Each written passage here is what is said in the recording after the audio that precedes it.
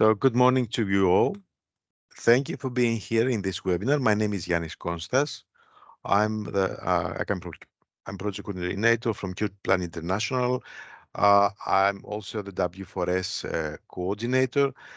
This is a great opportunity here today in this webinar that is co-organized by three different projects: BECoop, POWERPOOR, and W4RES. The aim of this webinar is to provide and showcase the solutions that are available and have been developed by various projects, but also by the European Commission, in order to support citizens to reduce their energy bills and be able to participate in the energy transition in a more active and efficient way, not just for their pocket, but also as a process of opening up and sorting out other social problems, such as the participation of women in the energy transition. Today, we're going to have the opportunity that the three projects will present their toolkits and some of the recommendations to support citizens in taking part in the just energy transition in order to alleviate energy poverty and encourage the uptake of renewable energy communities. A few words about BECoop, POWERPOOR and W4RES EU-funded project, Horizon project. BECoop is focusing particularly on energy communities in the biomass heating sector, trying to encourage communities to engage and tap on the potential of biomass that is available around, with 4 pilot cases. POWERPOOR, in a similar manner, aims to create programs and support schemes for energy poor citizens to be able to encourage them to use them and find available financing schemes, such as the creation, establishment of energy communities cooperative, or novel tools such as crowdfunding. And W4RES is a particular, let's say, project, whereas at the same time is trying to scale up the involvement of women in the market deployment and the uptake of renewable heating and cooling solutions. On the same way, this increased participation and female empowerment will act as a catalyst to promote the faster deployment of such solutions. I don't want to take a lot of time of you. I don't think that anyone is really interested in such details. What is really interesting today is to see what are these solutions, what are these toolkits that are available for EU citizens, and also to see, with the assistance of our first speaker, Silvia Vivarelli from the European Commission, to show us the support that is available to mitigate energy poverty and to support energy communities throughout Europe through EU-funded projects. So with no further ado, Silvia, the floor is yours. Thank you very much. Can you hear me? Yes? Okay, I try to share my screen to see if you can see.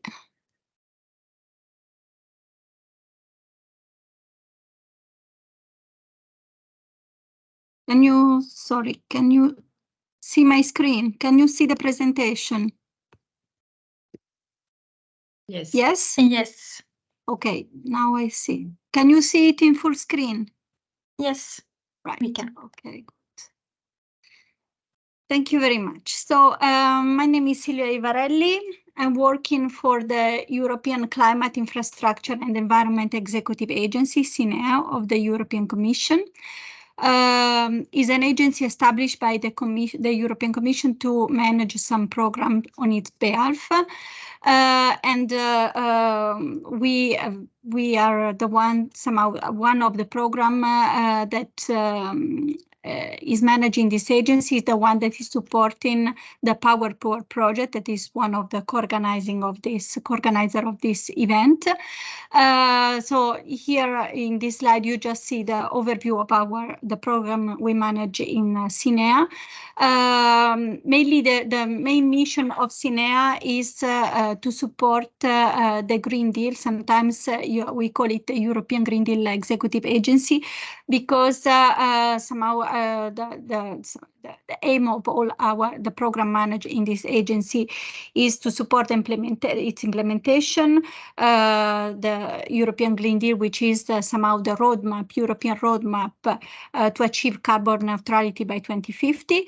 And in particular, the program I'm representing here and I'm working for is a sub-program of the LIFE program, so the Life Clean Energy Transition sub-program, and just to give you a bit of frame, the LIFE program, I think all of you know, is the main EU program to support environment and climate action.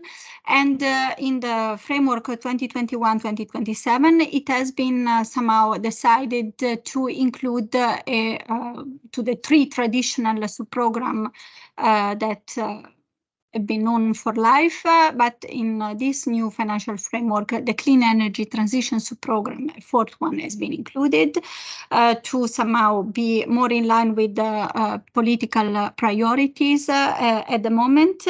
And what is this sub-program mainly aim is to support, as the name says, a clean energy transition. So somehow to get to an energy efficient, renewable energy base and climate neutral energy. And in that, this program is not really new because is continuing what we were doing before under a different kind of umbrella, another name program, but it's the same kind of similar action we are supporting here. So before it was the Horizon 2020 Energy Efficiency program, under which POWERPOOR is supported.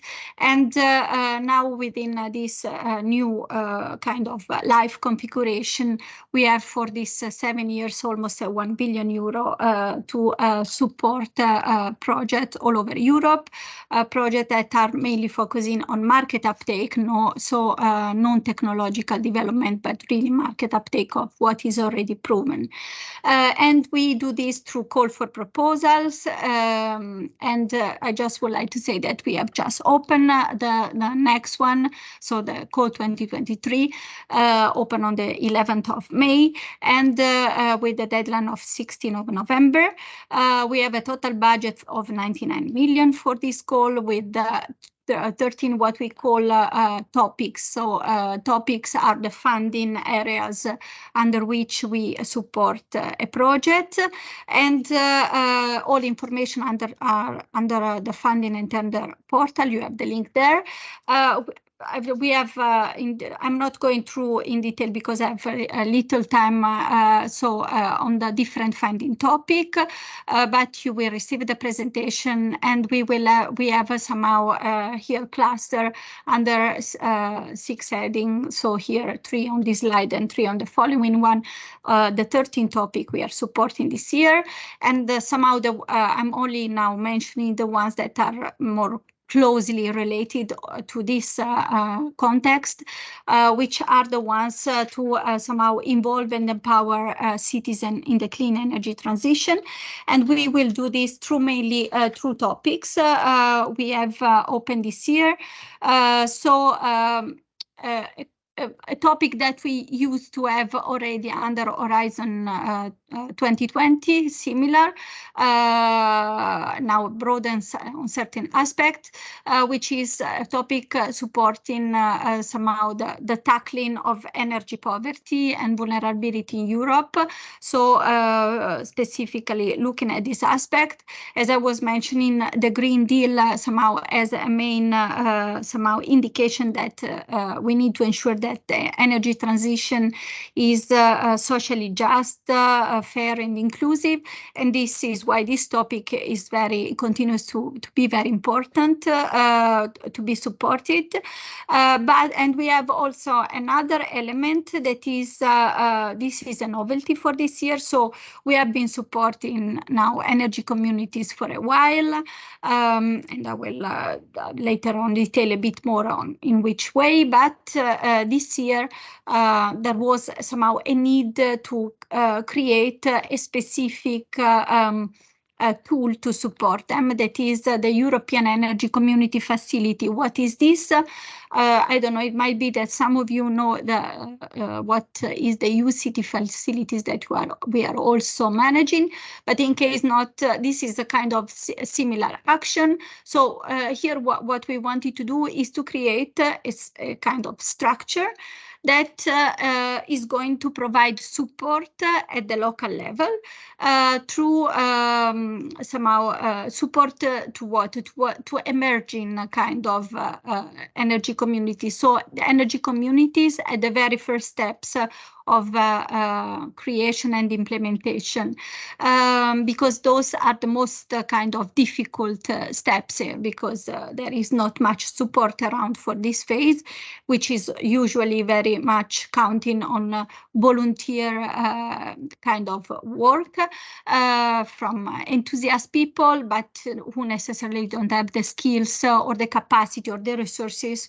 to start up this. And this requires quite an effort somehow to pass from a project idea, I would like to set up an energy community, to the let's have a business plan, let's have something, an investment concept, something that is really going to bring into practice the initial idea. And the transition between the project idea and the business concept is the bridge that we are trying to support through this energy community facility. So there will be financial support provided to third parties, so there will be calls open, and once the contract is set up, there will be calls open, and as communities at the early stages can apply to those. You will have as a reference these slides to see which other kind of topics we are going to support this year. What I would like to somehow give a few words on is how we have supported until now both energy community project, but also afterward energy poverty project. And in a way they are interlinked. And you will see that when in the slides where we summarized the number of projects that we have supported under energy communities or energy poverty, you could see that some of them are repeated twice. Because we have also a link on that. So we have energy communities supporting, somehow addressing energy poverty, as also the POWERPOOR project has been doing. So what when we started 2 years ago in 2021 Life Clean Energy Transition Program, we decided to put a specific focus on the collaboration between energy communities and local authorities, but also in the past project, the link has always kind of been there. For the moment, we have around 23 energy community projects that we have been supporting. And in the last call, now under grant agreement preparation, we have 7 more coming. So the community is growing, and so meaning the number of examples on which all community project can build is also growing with more experiences and best practices. And we have been supporting somehow project, different kind of projects there. So either projects supporting, creating somehow kind of new business model, new financial, also supporting instrument to support the energy community, but somehow other projects are supporting community, as I was saying, addressing energy poverty. But somehow what we are now trying to do is to develop a more structural support mechanism for energy communities. That's why now we have this facility for this year. And as well, I think all of you, I hope all of you are aware about the bigger European initiatives that are the Energy Community Repository and the Rural Energy Community Advisory Hub that are creating. So the Energy Community Repository is more focusing on the urban level, and the other one, as the name says, on the rural areas, but somehow are kind of central European hub, so repository of information where you have plenty of best practices and information from different European initiatives. As well, they are also opening calls to support the local level. And we are always trying to foster the collaboration and the feedback as well to this initiative from our project. This is the slides I was mentioning before, in which you see kind of all the different kind of projects we have supported. And I would strongly invite you to have a look. It's easy, you put just the acronym on the internet, or if we have still Cordis tool that has all the Horizon 2020 project and the live database for new ones in case, but otherwise just put this on Google and you will find the project. And we have then the project to mitigate energy poverty as well. For those we started a long time ago. We have 19 ongoing projects, and as I say, we have a grant agreement preparation ongoing at the moment, and we have 3 additional ones that we are confident will come out of this round. As well, there we have supported before in Horizon 2020 more kind of soft measure, behavioral change, this kind of initiative. And then under life set in the first 2 call, we have moved through more structural one support on supporting the energy efficient renovation of vulnerable district.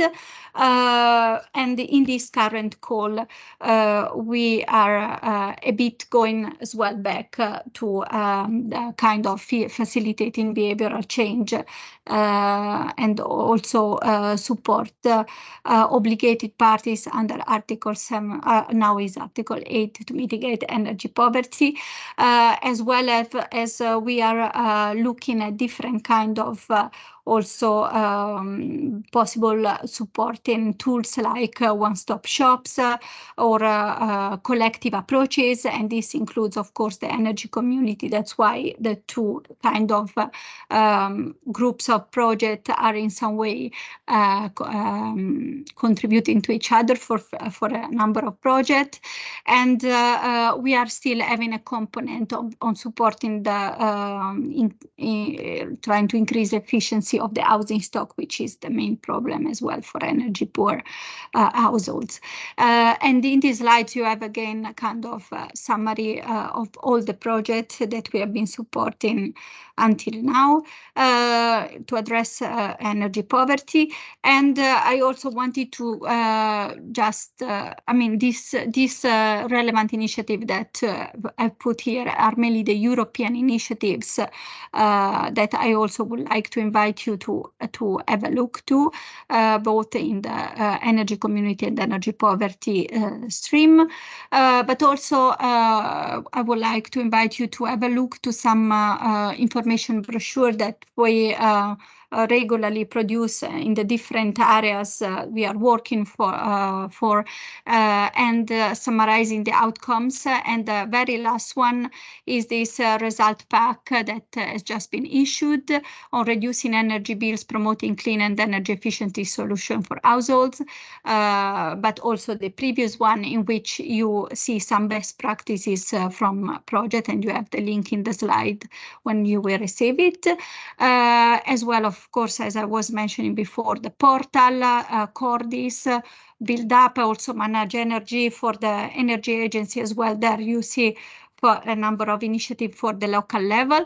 And I also would like to invite all of you to, if not register to the Clean Energy newsletter of CINEA, where you find, you will receive once register all the updates on our program and some outcomes, results from our projects. I thank you very much.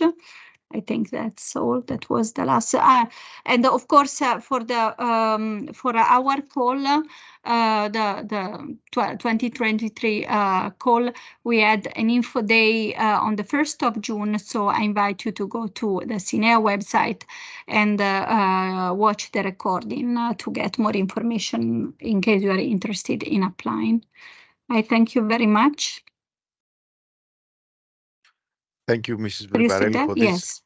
for this excellent presentation. Indeed, you may allow me the comment that the European Commission is putting money where the declarations are. Indeed, and just words. We see also concrete action and increased funding to mitigate energy poverty and to support the scaling up of energy community. This is very, very nice to know and nice to share. But what is, I think, most important in these cases is to share the news, to disseminate the availabilities, the opportunities that they are about, and all this knowledge must be spread as much as possible, not just within the European Union's border, but also beyond, because it's obvious that the European Union is the global leader in RES deployment and also in a variety of social issues, is leading the way. I think we should have this in our mind. We're not doing it just for us, but for the whole planet in a way. So let's move to the next part, producing or showcasing what has been already been funded and the toolkits that have been presented. We go to Eleni Kalenlou from POWERPOOR project. Eleni is from the National Technical University of Athens, and she will present now. Eleni, the floor is yours. Thank you. Hi from my side. I'm just going to go ahead and share my screen so that we can delve into what has been developed within the POWERPOOR project. So I don't have a presentation, but we're going to directly delve into the toolkit that has been developed within POWERPOOR. So as it has been mentioned previously, POWERPOOR aims to alleviate energy poverty through joint energy initiatives by empowering energy poor people.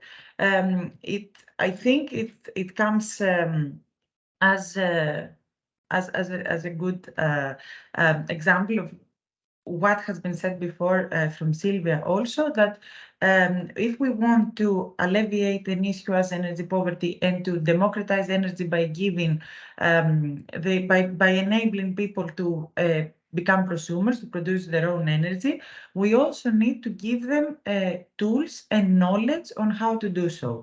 So in an essence, the POWERPOOR project, that's what it aims to do. It aims to disseminate knowledge and best practices, train people, make them energy supporters and mentors, as we call them, and provide them with this toolkit, the Energy Poverty Mitigation Toolkit, which consists of 3 tools and an energy poverty guidebook, so that they can find out more. So I'm just going to directly go into the tools. We have 3 different tools developed within the POWERPOOR project. We have the Power Target tool, which aims at identifying energy poor households using a simple data-driven approach. We have the Power Act tool, which mainly profiles households, profiles them on their energy consumption, so that it can figure out the main drivers of costs when it comes to energy, so that we can assess whether there is room for improvement from behavioral changes and small-scale interventions. And then there is the Power Fund tool, which is a one-stop shop of information for anything, for information regarding energy communities and cooperatives, from how to set up and operate one to how to find one, and on leveraging innovative financing schemes, such as setting up a crowdfunding campaign. And everything is detailed in the Energy Poverty Guidebook for Energy Planning, which, as the name indicates, is a guidebook, is a manual that can be used from local authorities to incorporate energy poverty alleviation actions within their local planning. This can be through SECAPs, the Sustainable Energy and Climate Action Plans, or any other planning they may have in place. So, who can use these tools? These tools are simple enough to be used by anyone. They can be used by citizens. They can be used by anyone who wants to assess their own vulnerability. They can also be used from municipalities, but they are not they are not to be used for an energy audit, for instance, in a building. It's just to assess the vulnerability of the household. So let's see what it does. We're clicking on Power Target. Of course, I'm accepting the cookies. And this is the page we have with the PowerPoor toolkit. It has a survey that we need to fill out in order to assess whether we are energy poor or not. The tool is available in 8 languages, the 8 pilot countries of the PowerPoor toolkit. In order to start the survey, we need to log in the account. If we don't have an account, we register. I do have an account. Let's hope that I use my English account, because of course I also have a, good. So let's see. When we have logged in, we are taking the survey. This is the very short survey we can take. And what we need to add here is some basic information. So in order for me to demonstrate the tools, I'm just going to use an example of a family. So let's say that we are assessing the vulnerability of a household that is occupied by a family with 2 adults and 2 children. So initially, we ask for the annual income of the person we are asking. This is after taxes, so that's the annual income that they have, the disposable annual income, the income they have for disposability, to dispose.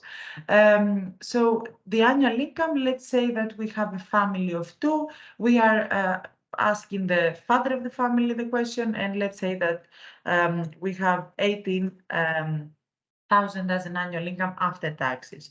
The age of the father is 45. They have the house has 2 children, and as we said, he's married, and we are adding here the spouse's income. Let's say after taxes is 15,000. So after we are done with the income information, of course, we can also suppose that they are adding this information themselves. We go ahead and go to the electricity consumption section. As you can see, we have also a heating consumption section. In case they indicate that, I only use electricity to heat and cool my house, everything that we do here, let's say that we do it with a heat pump, so it only uses electricity, we can check this box. And as you can see, the heating information disappears. But for the sake of this example, the family is going to be using both electricity, but also they are going to be using natural gas for their heating. For heating their house in the winter. As you can see here, because I have already used the tools, this is my buildings, the buildings that I have added here. You can select all information already from the building, but now we're going from scratch. So we are doing the property size. Let's say that they live in a 95 square meters apartment. Here we need to add their energy provider. Let's say for this example's sake that we are in Greece, so they are using the main, one of the biggest energy suppliers, which is the issue that we have, this is not mandatory to fill out, is that we just needed to see whether maybe some of the suppliers, from what we saw, have more vulnerable consumers. Then we go to the annual consumption for this household.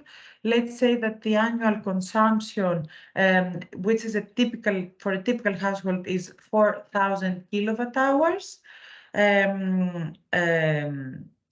This is the annual consumption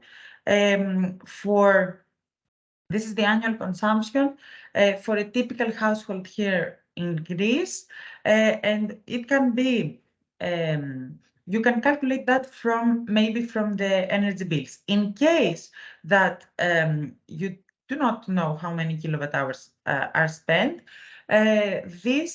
because in some countries, for instance, this toolkit is also used in Latvia and Estonia, not Latvia, sorry, in Estonia. And in Estonia, they have district heating, for instance, and they do not really know how much they use as it comes in consumption. but they do know how much it is for how much they pay for it. So you can put a dash here, not fill it out, leave it blank, and just put just put the annual cost of electricity. So now when it comes to the annual cost of electricity bill, here we are going to add the annual cost of the electricity bill by accumulating all the available information on the energy bills. So for here, for instance, for 4,000 kilowatt hours, we're going to say that with taxes and with everything that we pay in the bill, because of course we cannot extract those, because you cannot just pay your what you consumed and leave the taxes. We're going to be putting for the year, I think it's for year 2021 that we have made the calculation that we are, sorry, that they spend about 2,500 euros. And I think that's a bit exaggerated, but this is for an example that we are using mainly for the, no, I think 1,500, sorry. It's the price, the average price for a year that maybe a household of this, of a household of 4 in 95 square meters would use. Now, in case they are using a thermostat, we are also assessing whether they where they put their thermostat. This is an important question because we can see that it has a qualitative aspect in it. The qualitative aspect mainly is because we wanted to assess also if there is hidden energy poverty. For instance, if they're not using at all, if they're not using any heating or cooling, anything to heat or cool their house, or if they are setting their thermostat super low. So for winter, let's say this family puts it on 20 for the thermostat, and in summer, let's say that they put it on 25 because it's summer in Greece and they cannot go below this, or even a bit more, I think. And now for the heating consumption, as we said, let's say that they are using natural gas. Again, here we have kilowatt hours for natural gas. Let's say that they're not using it a lot. They're just using 1,500 kilowatt hours. This, I think, if I'm not mistaken, amounts up to 1,000 almost with taxes and everything. And then we have another qualitative question here so that we can maybe reach out and find the ones that are in hidden energy poverty. We need to assess a little bit whether they are feeling cold all the time in their house, if they sometimes feel cold, or if it's sufficiently warm in their house. Let's say that they sometimes feel cold within their house because they're not using a lot of heating, to be honest. And we're submitting the result. So we submitted this family's results. As you could see, they are spending energy. They use electricity, they use heating, but as it's indicated by this tool, yet their energy spending is critically high. They can benefit from both behavioral changes and to reduce overall their spending and increase their energy efficiency. This classification is, we have 4 different here, 4 different clusters, let's say. The one is the red classification, which are people that are vulnerable, they are energy poor. We have the orange one, that are people that will be energy poor if the prices increase or if they increase their spending. And then we have the blue one, which is they are okay, and we have the green one, they are doing fine, they're not energy poor. In order for us to continue the assessment, so we figured out, okay, yes, you are a vulnerable household, you are energy poor. Let's see what can be done. We can follow up with the PowerAct tool to profile this family and figure out whether they can benefit from behavioral changes and small-scale energy efficiency interventions. And then, of course, we can follow up with the Power Fund tool so that we can propose maybe that they join an energy community or cooperative, or that they can use a crowdfunding campaign either to fund maybe some interventions in their home, or to find a way of receiving funding to establish an energy community or cooperative. And of course, here it comes to the person. I'm sorry for this. Here it comes to the person that is advising this household. Maybe it is one of the energy poverty alleviation offices that have been established within the PowerPoor project, or maybe it's one of the energy supporters and mentors that have been trained and certified within the project. They can also propose the local programs to improve the energy efficiency in their household. For instance, in Greece, we can propose to the household, maybe you can go to this program that is half funded from the European Commission, half funded from national funds, to increase to perform retrofittings or renovations in your household. Now, to proceed with the tools, because I also saw the time and I'm speaking a lot, we are moving into the PowerAct tool, and now here we're going to also do a survey to do an assessment and figure out the profile of this family to see whether they can do anything when it comes to behavioral changes and small-scale energy efficiency interventions to either lower their costs or increase their energy efficiency, or both. Now, again, in case I have already registered the building, I can use it here, click it, but now we're doing from scratch. So we said that we have a 95 square meters property size. They are using They have 4 people in the house, and here we are trying to assess the cumulative hours that are spent, that the family spends in their home per day. So how are we doing that? We have 4 people. The parents, we ask them, they work for 8 hours per day. So they are out of the house for 8 hours, and with commuting, let's make it around 10.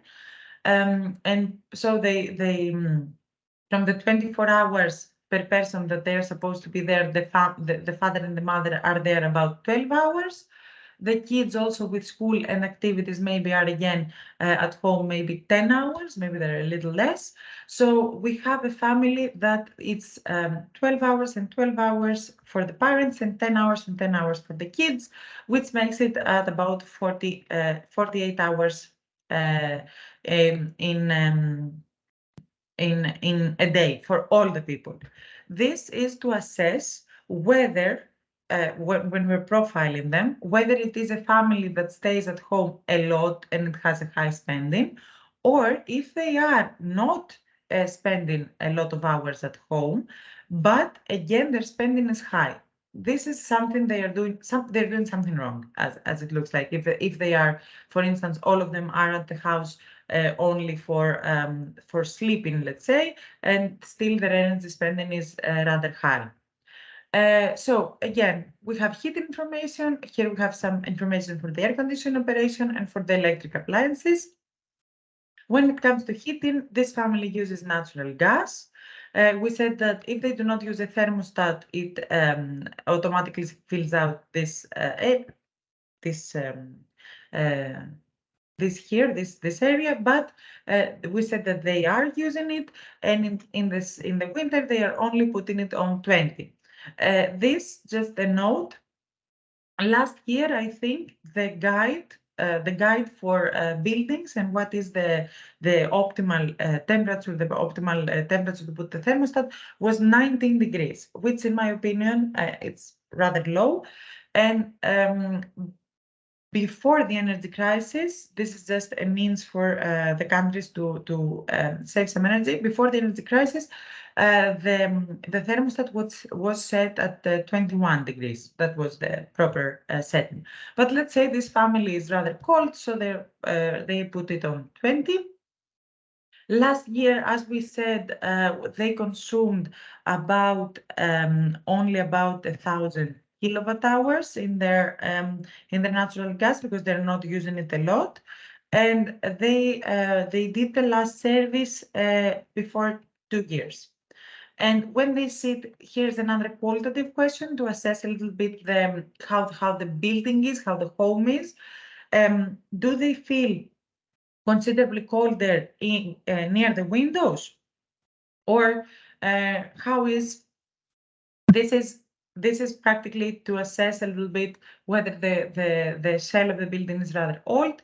Of course, we have this information when you're logging in, but I'm going to show it afterwards. So let's say that this family slightly feels colder near the windows. And to move in with the air conditioning operation, in case they are using an air condition, let's say that this is Greece, they are using it mainly only in the summer. They changed their filters less than a year ago because they know how to set this. And let's say that they're putting the thermostat if there's one at 26 degrees during the summer. And when it comes to electric appliances, they are using LED bulbs because they know this, that they're more energy efficient. And to heat water, they use a combination of natural gas boiler and solar boilers. So they have solar appliances, which is rather typical here in Greece. And when the electric appliances are not used, of course, they remain in standby mode. They're not turned off and sometimes get in standby mode. We're going to put the sometimes get in standby mode because, of course, they may turn them off also. And we submit, and here we can see that this family is in a green classification here. The Power Act score is 95, which unfortunately for them means that, fortunately actually for them, it means that they're doing a great job. They have a very good energy consumption habits. There is some room for improvement. They have here some suggestions with heating, air conditioning. For instance, they can set the thermostat on 27. They can try closing the doors and the windows. When it comes to electric appliances, there are some here also proposed actions and in general. But because they are in green classification, the behavioral changes and the proposed actions are few because they cannot improve further through only behavioral changes. Now they need to actually do either some retrofitting or produce their own energy so that they do not use natural gas. So you tell them this, that they are doing a great job, and that maybe they want to learn a bit more about energy communities and cooperatives, how they can become prosumers and how they can use innovative financing schemes to do so. Yet again, we have here, it comes to the discretion of the person that is advising them, or maybe the office in a municipality that advises them to propose some of the national programs that the family can use to fund renovations. But just super quickly, because I also see the time, we are going to go through the Power Fund tool, which is mostly a one-stop shop of information. And here they can find information about collective energy initiatives, how to join a community, create a community, operate a community, and a map with energy communities across Europe, and collective finance, how to invest in citizens, funding assistance with information on how to set up and operate your campaign, and raising capital with campaigns that already exist. Here are some general information. Let's say that we want collective energy initiatives to find out more. Here we can find out how to join a community, how to create one, and how to operate. When it comes to creating a community, this is the step-by-step plan on how to create a community. Here we can use some national guidelines also and some useful features. For instance, the energy community checklist, which is have I covered all the steps needed to set up this community, or the toolkit that is a repository of information. Here are some more useful links. And of course, we can also see in the operate in a community, we can find more tools that can help us after we have set up our community to actually operate us, and how to make participatory decision making, how to do the energy billing, how to approach the energy market. And then when it comes to collective finance, you can find out what is crowdfunding exactly, how to fill out, again, a step-by-step process of doing a crowdfunding campaign and finding available crowdfunding campaigns to do. So I'm wrapping it up because I saw the time. Of course, in case you have questions or anything, you can let me know. Of course, Celine also said it in the chat. You can use the Q&A box, you can use the chat, and I think I'm done. Thank you, Eleni. Anyway, it seems there are no questions since there were no questions posted on the chat box. I have a few, but in any case, let's go straight to Jaime Guerrero. He was very kind, waiting, hoping that he has a bit time. We're gonna get much of the time of the Q&A session, and again, we'll see maybe in the end if there are any questions. There are a few I think we should discuss, but let's go straight ahead to Jaime. Jaime, the floor is yours. Thank you very much, Yanis, and all of you. Please, can you confirm me that you can see my screen, right? Okay, thank you. Yes. So again, thank you. I'm very happy that you have been counting on us for presenting the tools that we have developed in the BECoop project. My name is Jaime Guerrero, and I work currently for CIRCE, which is a research center, which is focused on renewable energies and sustainability based on Zaragoza. And we are participating as a research center in a lot of projects that are related to this decarbonization and new energies strategies and solutions. In the case of the BECoop project, we have been the responsible partners for the technical support, but also for the development of the tools that are going to help and support and increase the market uptake of the bioenergy communities or the energy communities that are based on the biomass used, that are being accompanied by the project, but also all the bioenergy communities that are located in the European Union. So we have developed 3 tools and a series of catalogs and fact sheets with technical solutions with this purpose, accompanying and helping us and assisting these community energies, bioenergy communities, etc. So these tools include the self-assessment tool, the market environment, and a toolkit, as in the other case. So the self-assessment tool, the first thing is how can we arrive to these tools? So when we come to the BECoop project website, just type in BECoop or BECoop project in Google will be the first one. We will arrive in the landing page, and we have this box where we can find the BECoop tools. So once we hit on it, we will arrive to this other landing page, and we can see the 3 tools, the self-assessment tool, which is going to be the first one that I'm going to explain, then the toolkit, and then the market environment.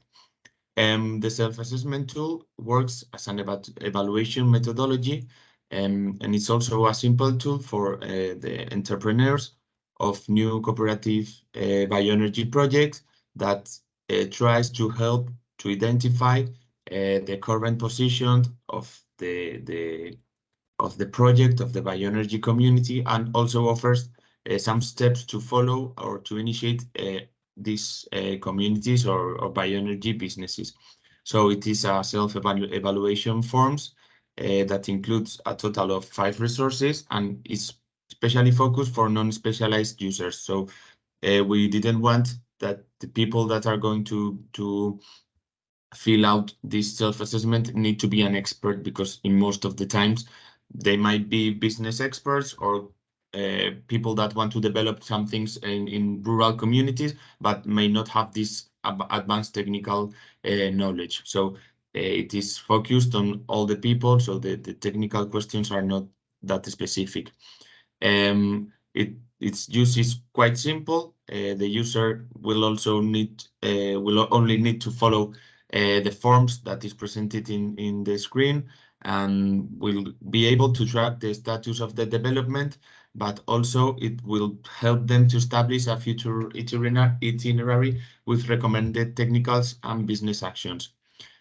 Also, once you have filled out all the self-assessment, it creates a spider net diagram to obtain the status of the initiatives and watch it at the first site.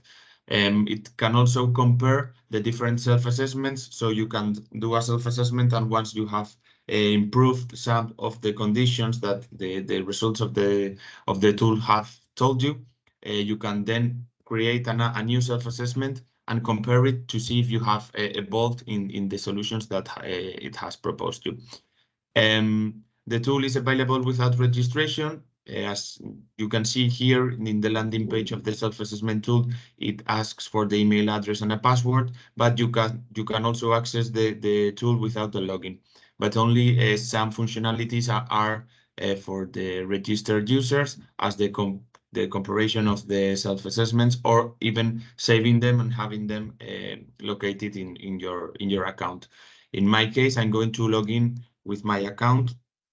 I hope that the password is right at first. Yeah.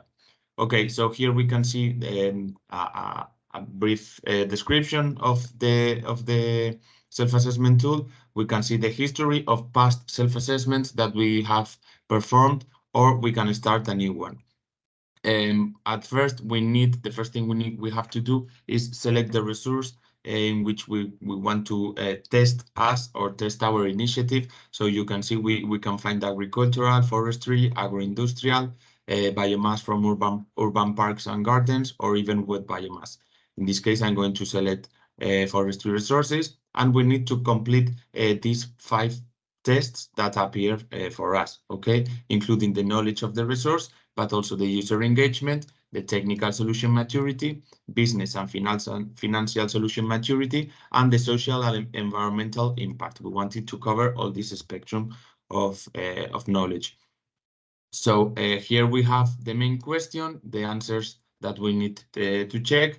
As I've said, it's not really specific, but it's only it asks if we have knowledge about things, for example. So I'm going to fill it out quickly to see how it evolves. Once we answer one question, the next one appears. We cannot always change the past answers.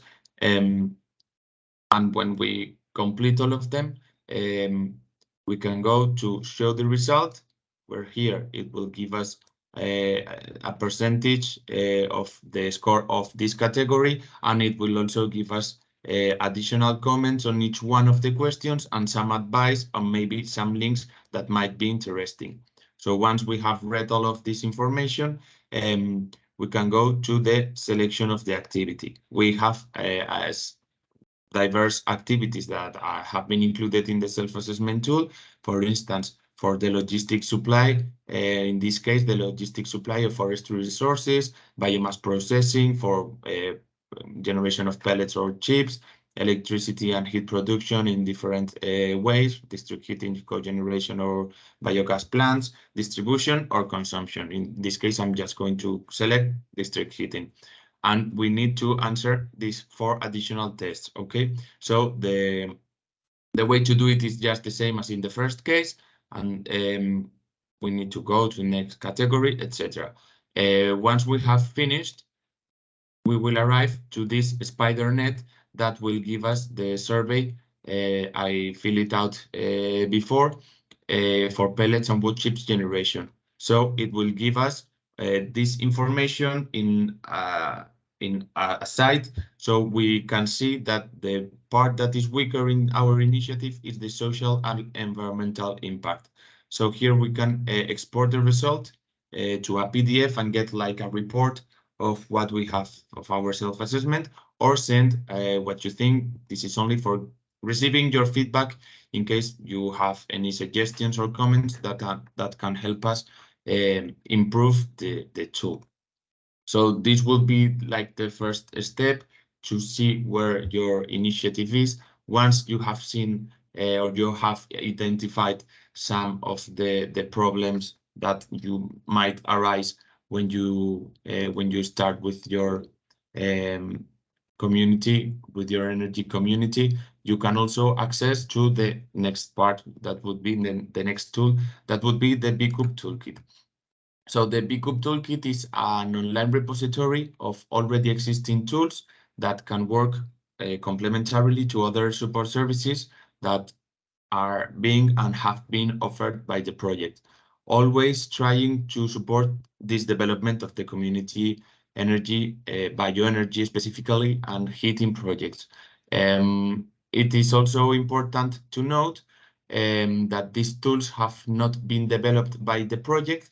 They have only been gathered in a single page where the user can access to these tools and can see like a brief summary of each one of these tools that have been gathered and explore them, trying to create a reference page for the sector where to go when you need some of these solutions. So the tools are included, or have been included in 3 categories. As you can see, technical tools, business model tools, and community model tools. And we decided also to include 2 more categories that would be related projects and also a link to the self-assessment tool. You can find a description of what the toolkit is, who is the toolbox directed, what you can find, and how to use it in this short video. But it's quite simple. You only need to select the category that you are interested in. For example, let's say you have a technical problem, and here you can find a second categorization, okay? So here in the technical tools, we can find bioenergy relevant tools that include several and different solutions, databases, observatories, calculation resources, geographic information systems, or report. For example, if we click in the geographic information systems, we can find the BioRace tool. And as you can see, the information that is included in each one of the boxes is the same for all of them, which includes the name, the logo, in the case that they have, not all the tools have this logo, a brief summary, the main objective of the tool, and which user it is focused. Obviously, if you are not included in the group of stakeholders of the end user, maybe this tool can be also helpful for you. You can see that some of them have a green light, a green color, and other ones are just white. This is because inside the project, it was decided to create like a more deep guide, a deeper guide about these tools. So you can find it in this button of detailed info. When you click it, and you will find a report that gives more specific information and instruction on how you can use the tools. For example, the BioRace tool will help you to assess the biomass potential in a certain area that can be determined by the user, or the hot maps that can help you estimate the heat supply needed in an area, for instance, in a village that wants to install district heating. Okay, so this is more or less the toolkit. And finally, we're going to see the market environment. This is the last one of the developed tools in the BECoop project, and it has been intended and thought for creating a contact space for relevant actors in the bioenergy and the energy community sector.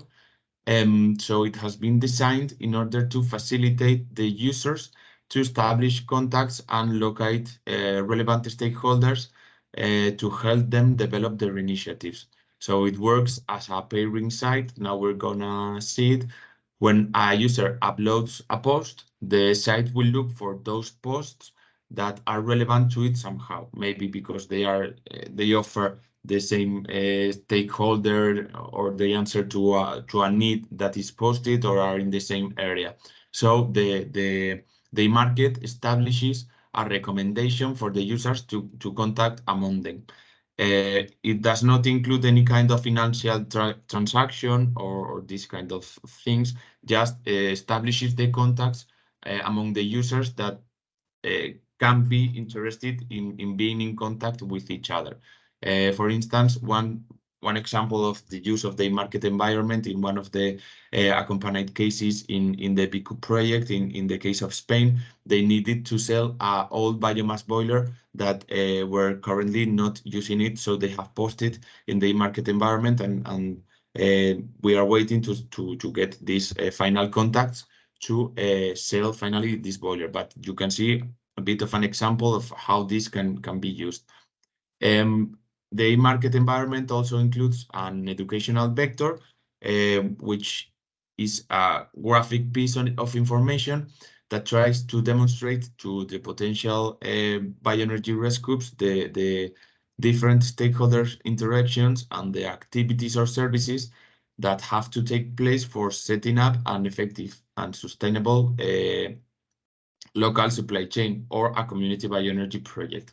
So it includes in order to improve this vision and to make it more easy to understand, it includes the supply chains that have been developed and are being accompanied during the BECoop project. So it includes all the stakeholders that are involved in these supply chains and which is their roles in each one of these initiatives. Okay, so we're going to access it.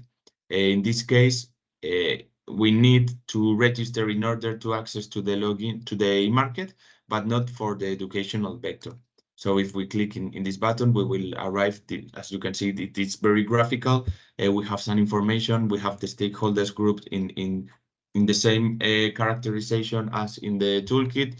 For instance, technical stakeholders, business model, group of citizens, general public, more like focused on the community, and research centers, universities. And also in the center, we will have the community in which it gets input for all of these groups. And we have included here the steps for creating a RES group, which is based in the handbook created by the BECoop project. And as I said, we also include the button for the different pilot cases accompanied throughout the project. And you can see here which of the stakeholders are included in the process. For example, in the Spanish case, the biomass owners are not included because they are not purchasing biomass to a biomass management or to a biomass producer, because the owners are the people that are going to take part in the community.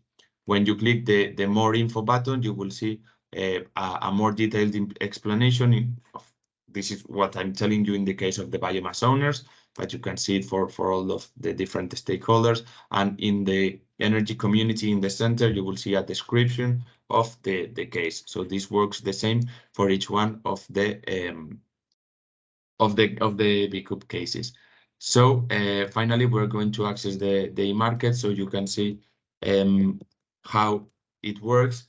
Once we arrive, we have registered, we arrive into this landing page, and we can see 4 sections: the market, that would be the main part of the tool; the suggestions, that would be the part where the site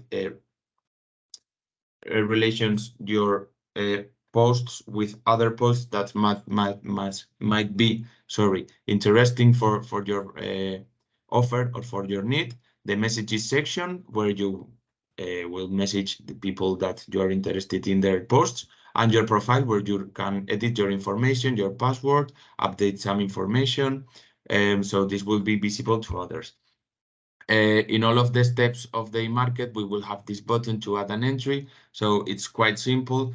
The entries are categorized in 2 types: offer or need. I think this is quite intuitive. If you are offering something, you have something to provide to the community or to the sector, you will just need to select this button. And if it's a need, would be the other case. For example, I might need for technical support for assessing the properties for heat combustion of certain type of biomass. So I will write a need.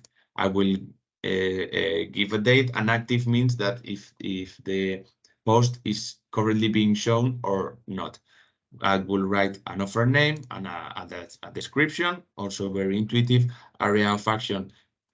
For some types of offers or needs, it would be more needed to be a local thing. For example, if you want to purchase biomass, but if you want technical support, maybe it doesn't matter where it is allocated. The type of stakeholder you want to direct this post to, and the categories to categorize and easily make the relationship among the offers. So once we click the market, you will be able to see all the posts that are currently uploaded in the web. You can differentiate if it's offer or need. Most of them currently are offers, and you can also filter by these parameters that I have just shown you that are in the entry section. And I'm not going to go deeper in it because we're running out of time. I also wanted to finish with the technical catalogs and the fact sheets that have been developed also in the project that offer to the potential communities or already created communities access to easily understandable information and can help them identify suitable solutions for the technical services that they want to provide. Or yes, so the rationale is to consult this catalog and identify these technical services that can be helpful for them, and especially after conducting the self-assessment. So we can find the catalogs, and we can also find the fact sheets, which the catalogs are like deeper informations, and the fact sheets are more like a poster. So in the BECoop project website, you can find it here in the resources section, technical, business, and financial support. You can also find business and financial catalogs, and the technical support catalogs that include biomass direct heating, district heating, cogeneration for small-scale applications or biogas and biomethane plants, and the fact sheets include the solid biomass for small scales, biomass logistic supply chains, solid biofuels productions, or feedstock evaluations. So I just want to show you the difference between a catalog and a fact sheet.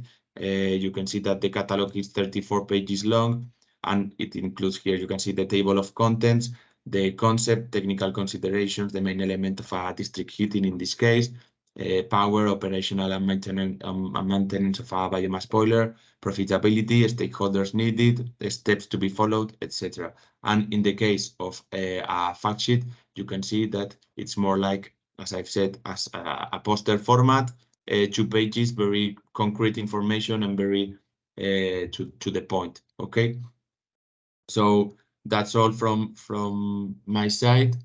If there is any question, you can ask me or also in the chat. And thank you very much. Jaime, I hope that Jaime, thank you so time. much. We have 2 questions at the chat. Let's take them now. The one is for you, Jaime, and the second one is the second. There's a set of 2 questions. The second one, but the first one is for you. It's from Larry Moffat. He asks, does the BECoop self-assessment tool help to determine whether the biomass source is sustainable and carbon neutral? No, it's not, as I've said, it's not so technical. It does not go so deep in these details. Okay, so this is another assessment that the user will need to do. Anyways, if it's biomass and if it's sustainably produced, for example, for the sustainable management of forests, it should be carbon neutral and it should be sustainable. But answering the question, no, it doesn't help to determine this concrete data. And the second set of questions from Agatino and Nikita, thanks you both for your presentations. So the first question is if he would like to know if they have made statistics on who has used this platform so far, the tools you presented. I can answer for BECoop that we know that more than 1,000 unique visitors visited the tools, more or less in a period of a year and a half. So by the end of the project, we'll be able to provide more data about that. And Eleni, I suppose you have similar data. Yeah, we have. It's more than 2,000 visits, and for the people that are using them, they are individuals. We have what they do. They are individuals, but they are also people that are working for municipalities, maybe in social services that are already working on finding out vulnerable citizens, and also engineers. And the second question for both of you has to do with, have you already planned how you will continue to operate these platforms after the completion of the projects? Jaime, and then Eleni. Okay, I was going to give the floor to Eleni. As far as I'm concerned, they are going to be active for a period of time in the network and the knowledge repository in the BECoop webpage, but I'm not so sure of how many time and what is going to happen after that period of time. And for the POWERPOOR toolkit, because we are now at the end of the project, so we're thinking about exploitation, we are, NTUA is keeping the tools ready to be operated, and we have the POWERPOOR Alliance, that is our exploitation plan, that they are going to be spreading the word about the tools, so they will be ready to be used and maintained by NTUA and the ownership of the Alliance, which is our exploitation plan. So thank you both for your presentations and for your willingness to answer the questions. Let's move straight ahead to the second, let's say, part of our webinar today that has to do with resources for mainstreaming gender in energy communities and the overall in the energy renewable sector. Marie-Lise Louvet from WECF, the floor is yours. Thanks, Yanis, and thanks for the invitation and the previous presentations of the toolkits. They are super interesting, and I think they are well complementary one from another. I will maybe pass my two first slides. I just wanted to give some key facts on why we are talking about gender in energy communities, but with the time, maybe we organize an online separate coffee together to talk about it if you're interested. I will jump directly on the tools of Women for Us that we have developed. So we have different approaches and different tools within this project.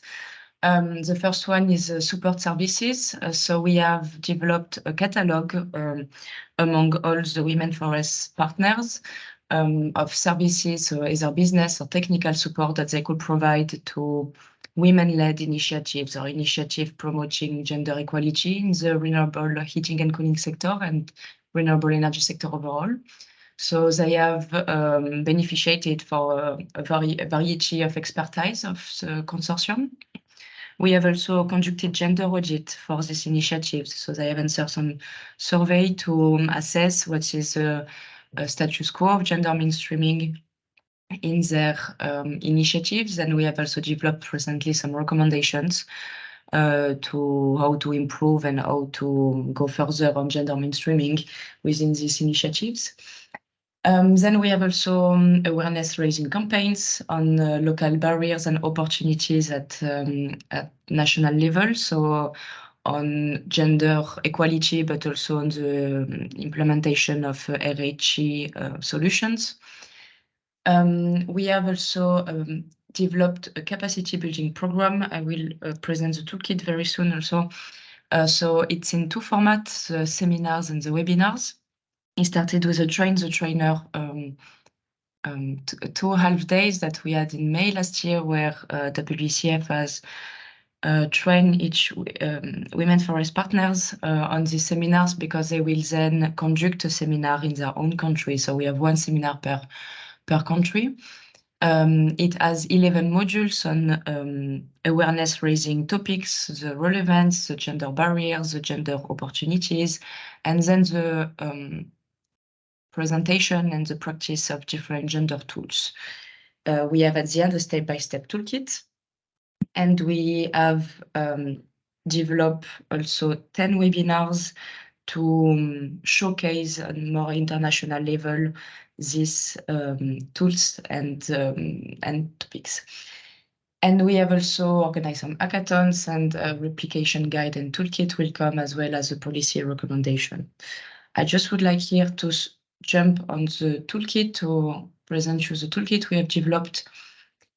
So it's a step-by-step toolkit taking all the gender tools and instruments that are presented in this capacity building program. So here, for example, we start with a gender self-assessment. So it will tell you how to collect the information you need, then the level of application. So if, for example, you want to assess the attitude and practices of the community, you could then take example of question that you can use in the gender self-assessment. Like, for example, if anyone feel obliged to make use of holidays. Bon, here it's more focused on work than maybe community, but yeah, and then you have the score check. So either you can use it as I have this level of influence on this question, so it will be a priority, or you could also use the checkbox that I have asked, and I have asked on this question.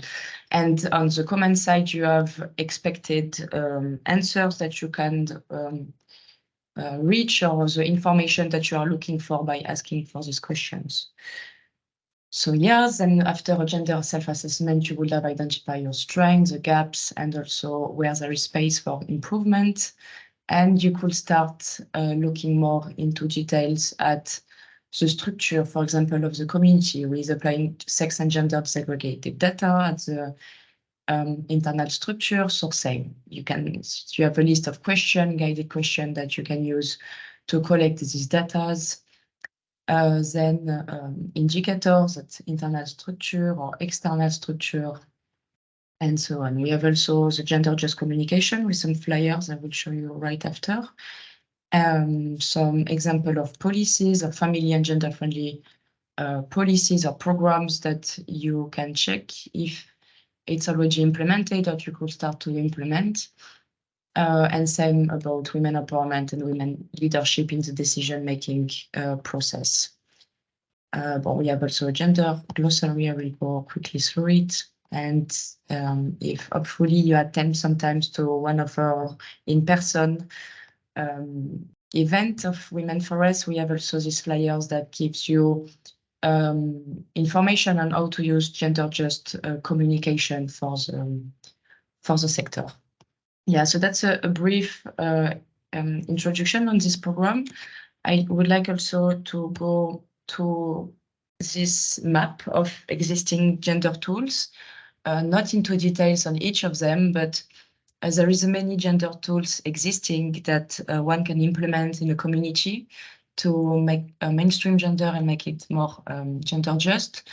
So for example, the gender analysis, you could start to see again with the toolkit, gender segregated data, or implement a gender action plan to take some step forward.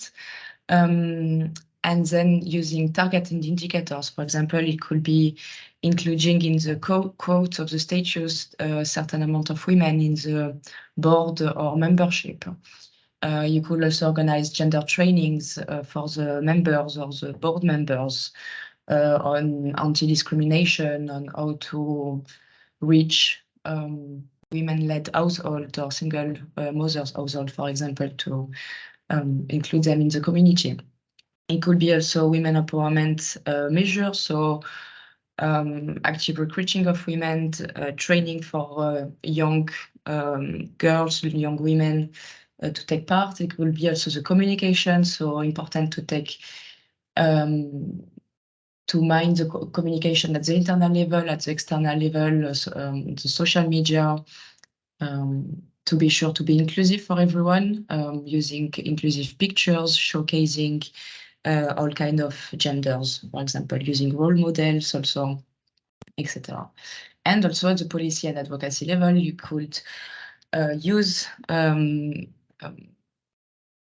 your cases to advocate and develop recommendations. Also the provision of data and also your research are really important because they're really much lacking at the renewable energy sector yet still. Yeah, so that's a brief introduction to the tools. Now how you could implement them or beneficiate from them. So as I said, we are organizing these seminars per country. We have still 5 coming, one in Slovakia, in Denmark, Bulgaria, Norway, and Greece. This has the date. You can already register for the one in Slovakia. They are in-person seminars, so yeah, you will benefit from and practice the tools. You will also receive the toolkit that is also available online. And here is a list of the webinars that we have organized that are showcasing also the capacity building program that I showed. All the recordings are available, and I am also. You can also register to the newsletter to be kept in touch about the registration date to attend to the next seminars and our Women Forest website. And I am, of course, available if you want to know more or learn how to implement these tools, to access them, and having guidance. Thanks a lot. I'll give you back the floor, Yanis. Thank you, Marilise. Thank you for your very nice presentation. Mind you, W4RES has been an eye-opening project in a sense. There is a direct cause link between energy poverty and women's poverty, because they are more hurt from energy poverty than men. There are also, it's clear that there are a number of successful cases where women have led the way, have made a difference in local communities, either as member of local governments or as heads of energy communities. So, and this is a direct link to our next speaker, Maya Andreou, from the Attica Energy Community. Maya, the floor is yours. I won't say. Thank you very much. One moment to start the screen sharing. Thank you very much for the invitation. Actually, the webinar is super interesting, and I hope that I can offer to the discussion about equal gender participation. So let's see. Can you see my screen? Not now. Yes, we can, but now, if you just full screen the presentation, it will be fine. Great. So now, are we okay? Yes. Thank you very much. So I am Maya Andreou, president of Attica Energy Community, a citizens energy cooperative. And this cooperative is under the Greek law for energy communities, voted in 2018. What I would like to point out, and I will try to be short and speak no more than 5 minutes, is that the energy communities are really connected to the social and solidarity economy. And the social and solidarity economy definition is that all economic activities are based on an alternative form of organization of their relations, of production, distribution, consumption, based on the principles of democracy, equality, solidarity, cooperation, and respect for people and the environment. So even by social and solidarity economy definition, equal participation of members and respect for people and diversities should be in our mind.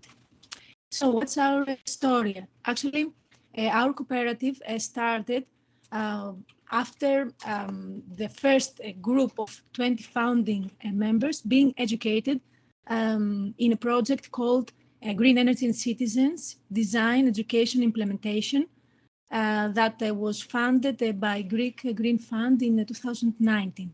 So during this project, 100 people around were educated about energy cooperatives and clean energy production and energy saving. And from these people, 20, after the implementation of the project, through a slow process, decided to be founding members of this energy cooperative called Attica Energy Community. So now we are at the state that we have decided to make a photovoltaic park for virtual net metering for our members' energy needs. And we are trying to find a suitable space, and also to find a space where we can put a photovoltaic park, meaning that there is this possibility by the grid. So shortly about some short info about us.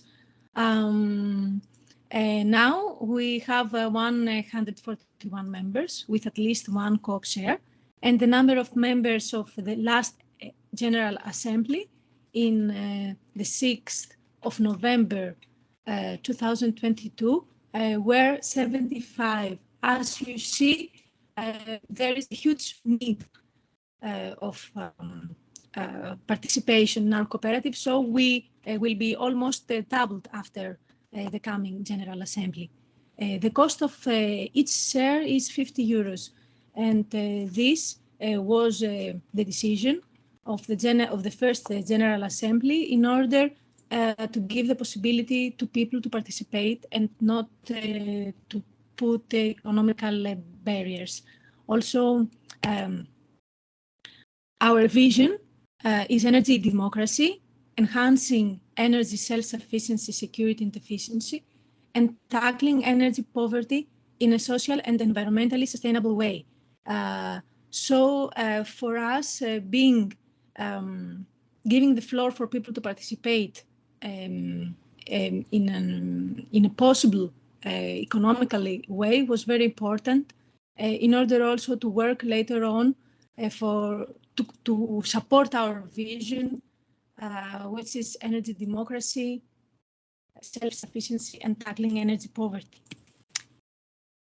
And our mission is to reduce the energy costs of our member, to apply the values that I also read for you before, research, experimentation, training, seminars, to be a social business, and equality of members, elimination of discrimination of any kind.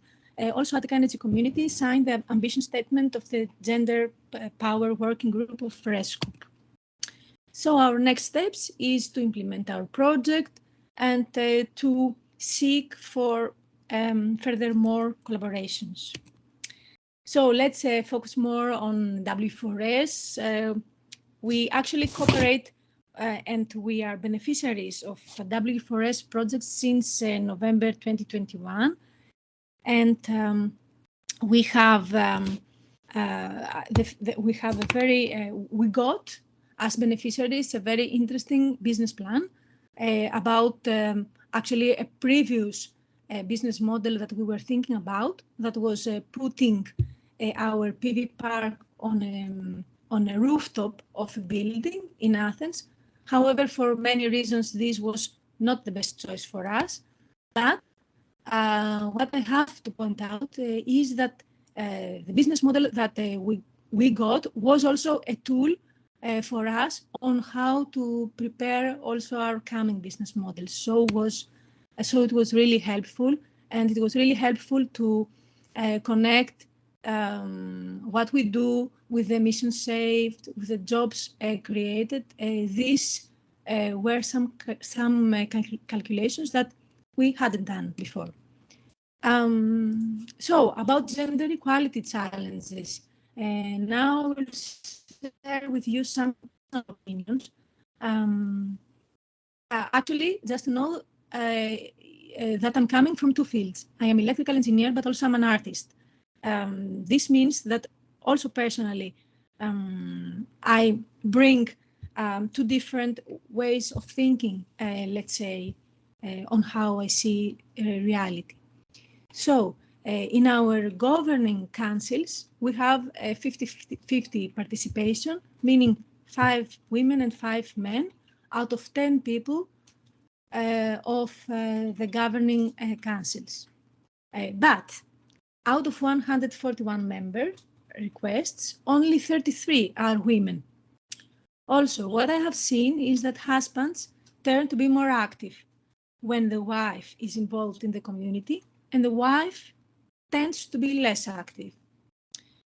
Also, what is very interesting for me is that of the 33 female member requests, about 1/3 have active participation, and of the 108 male member requests, about 1/5 have active participation.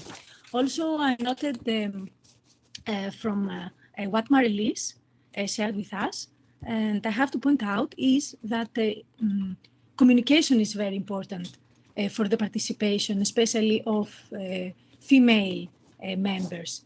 And a gender inclusive language is very important in order to engage different members.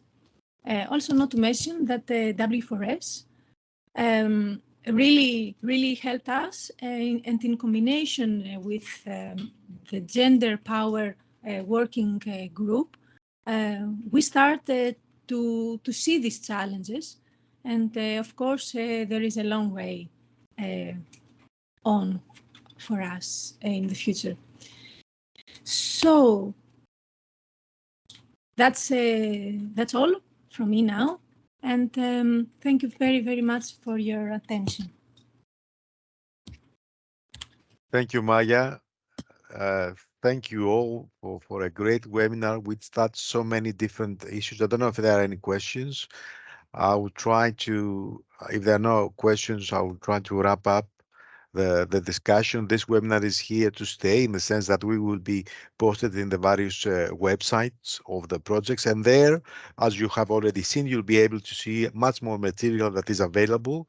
And I think the best wrap up of this meeting is to say that the Commission actively puts money where their mouth is, in the sense that many things have been funded and much more funding will be available in the particular sectors, both to face energy poverty, to facilitate the energy transition, to democratize the energy transition, to boost the role of energy communities as a tool for social change, but also for reaching our environmental targets.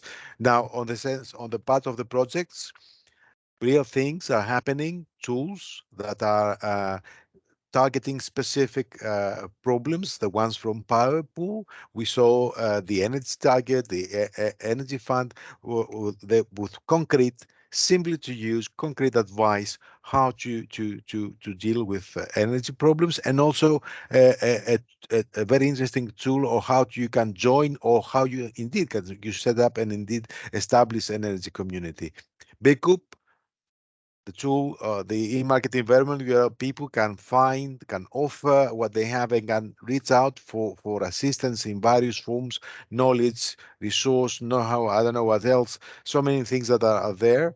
And also showcasing the great value of biomass as a renewable energy source that is undervalued. It's not always considered automatically in our minds as the rest. So it's really important to underline and highlight that biomass is there, and it can be very useful, especially for rural areas, poor areas that suffer also for lack of employment and can create more jobs. And then we have the W4RES and Maya showcasing that we can tackle the energy transition if we also focus to change our mindset, not do business as usual, just for profit, not settle with the situation where women are left behind. We cannot afford to have 50% of our most valuable resource in Europe and in the world, that is humans, out of this process. And we have Maya showing us here today how women empowerment can act as a scaling up factor for energy communities. And also showcasing what Marie-Lise showed for all kind of energy-related activities, that we should take into consideration the gender factor, and to realize that energy for sure is not an energy-neutral subject. We have to bear this in mind. And also a last comment from my side, I think it has to do with men attending webinars about women participation.